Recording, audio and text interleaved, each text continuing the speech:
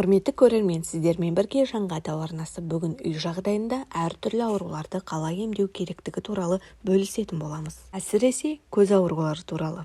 Жаз айларында көз қызару, қышу, давление көтерілуі және жаз айларында көзге шаң кіреді. Оның біз сыртын жуамыз, ал ішін жуып тазалай алмаймыз. Сол жағдайда көз ауруларының алдын қалай алуға болатындығы туралы бөлісетін боламыз. Өзіміз қызарып ауырған кезде біз арнайы мамандардың көмегіне жүгінеміз. Әсіресе көз дәрігерлері бізге арнайы тамшыларды ұсынады. Біз сіздерге үй жағдайында жасауға болатын қазақша емдеу тәсілін бөлісетін боламыз. Видеоны соңына дейін көріп, пайдалы ақпаратты өткізіп алмас үшін каналға тіркеле кетіңіз. Бұл емделу тәсілі әсіресе көзінің давлениесі бар адамдарға көбірек пайдалы. Мысалы, қарапайым өзіміз білетін укроп.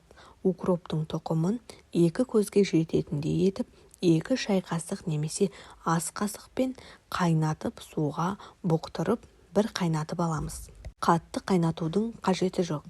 Тек сәл ғана бұрқ етсе болғаны. Сосын қайнағаннан кейін дәкіге не болмаса шүберекке укроптың 1 қасығын ішіне салып, жақсылап тігіп тастайсыз.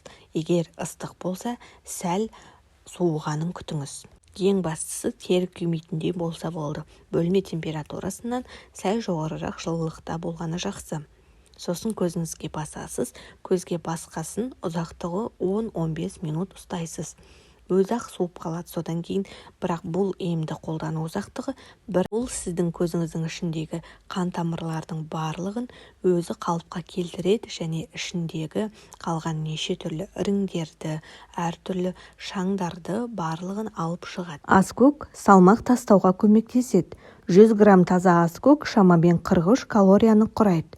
Көмір сулардың мөлшері аз болғандықтан. Бұл ұсынылған кеңестер дәрігер Әсетгүл Сариеваның каналынан алынды. Құрметті көрермен, бүгінгі назарларыңызға ұсынған ақпарат пайдалы болса, арнаға тіркеліп, қоңыраушаға басуды ұмытпаңыз.